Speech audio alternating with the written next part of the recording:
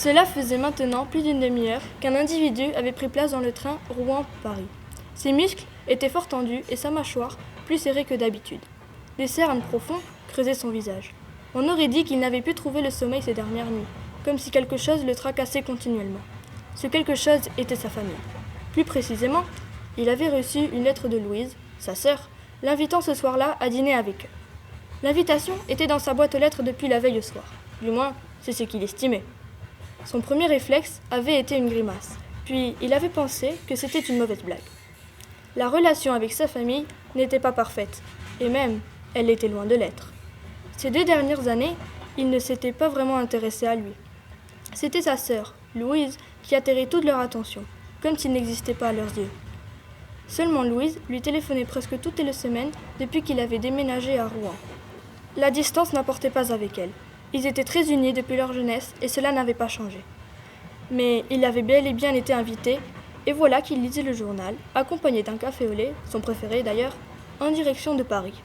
Les articles de presse racontaient toujours les tragédies et les malheurs causés par la Seconde Guerre mondiale. Le fait de penser à toutes les familles brisées par la mort de leurs proches le chagrinait plus qu'il n'aurait voulu l'admettre. Il fallait dire que cela faisait déjà 2 ans que la terreur avait pris fin, mais elle continuait à être présente parmi tous. Personne n'était tout à fait tranquille. Cela n'empêchait pas de se torturer à se demander pourquoi sa famille voulait le revoir. Bizarre. Il ne put continuer le fil de sa pensée, et ses paupières commencèrent à se faire lourdes. Gabriel finit par s'endormir profondément dans son compartiment.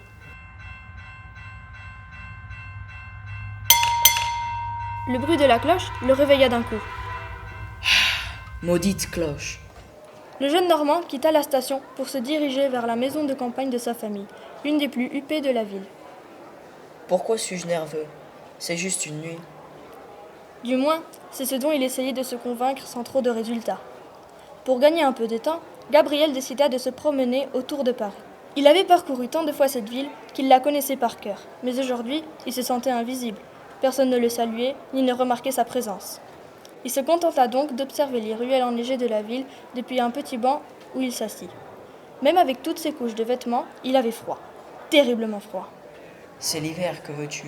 Le jeune homme décida vite de prendre le chemin qui le ramenait directement chez ses parents. Sinon, je vais congeler. Avec la neige qui tombait sans répit, il lui était difficile de voir grand-chose. Heureusement, il connaissait très bien ce chemin qu'il avait emprunté tant de fois. Avant qu'il puisse s'en rendre compte, il était déjà arrivé devant la prestigieuse demeure des Duval. D'une main tremblante, il sonna à la porte. Gabriel ne savait pas comment les choses allaient se dérouler. Cela le terrorisait et l'angoissait à parts égales.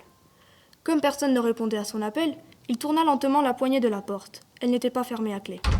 Les Duval étaient réunis, ponctuels, comme toujours. Le logis n'avait pas changé depuis sa dernière visite. On aurait dit qu'aucun objet n'avait été touché. Tout était exactement à sa place. Les murs étaient peints d'un gris opaque ennuyeux, et de magnifiques portraits y étaient accrochés. C'étaient les tableaux que Gabriel avait peints quelques années plus tôt. Il adorait peindre depuis qu'il était jeune. C'était une de ses passions. Au centre de la salle figurait une immense table rectangulaire avec 5 sièges, dont un vide. C'est sûrement celui de la petite Jacqueline. Elle dort peut-être déjà.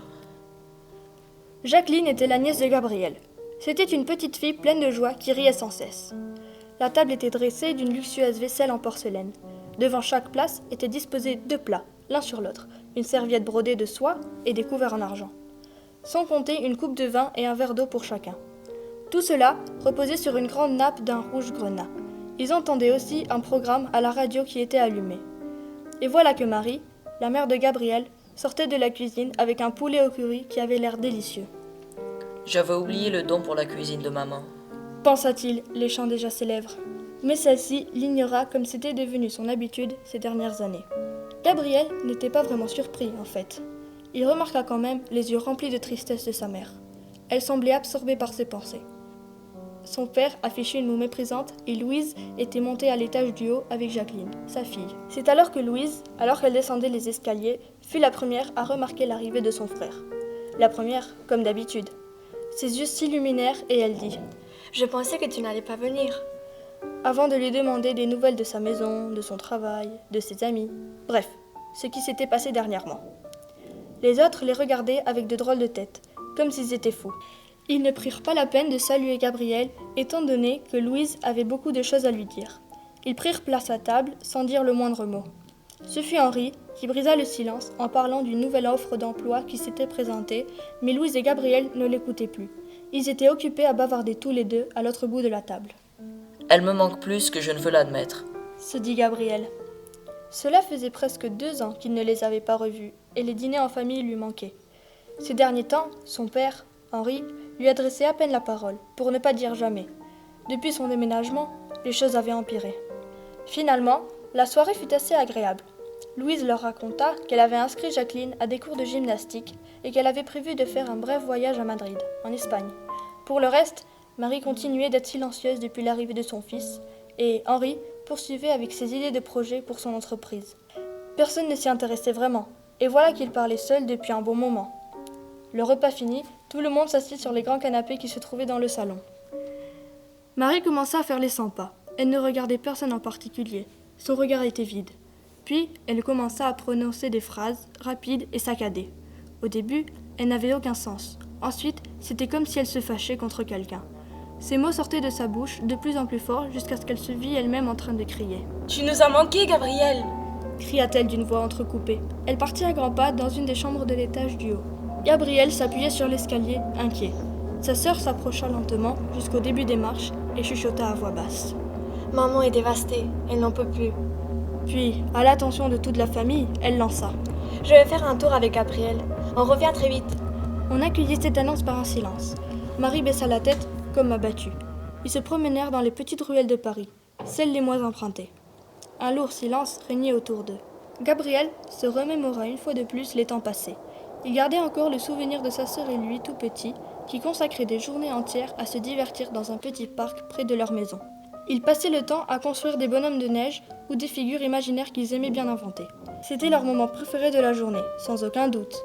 De plus, c'était là qu'ils se retrouvaient tous les après-midi avec Emma et Jacques, leurs voisins.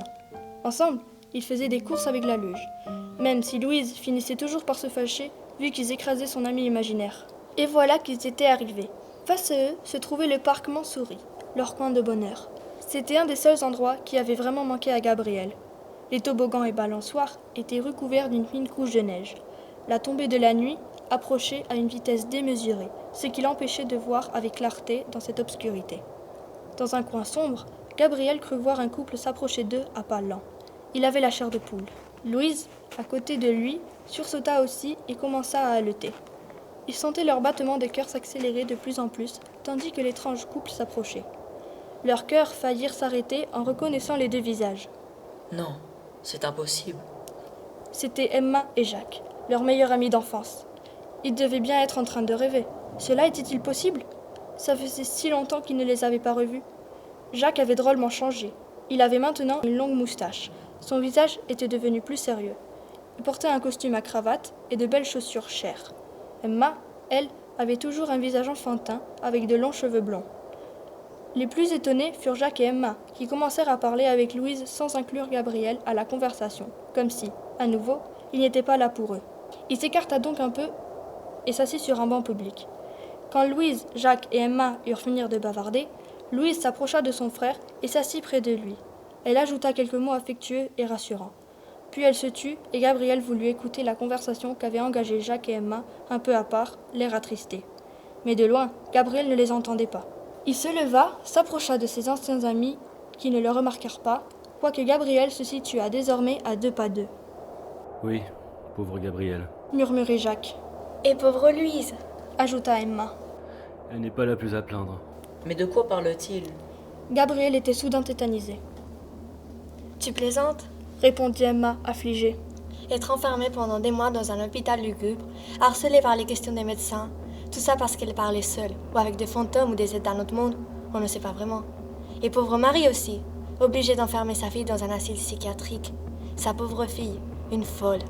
Heureusement qu'ils ont fini par la relâcher.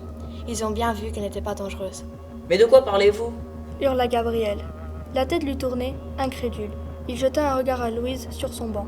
Elle l'observait, l'air triste, puis baissa la tête, les larmes aux yeux, quand Jacques conclut, résigné. « Tu n'as peut-être pas tort après tout.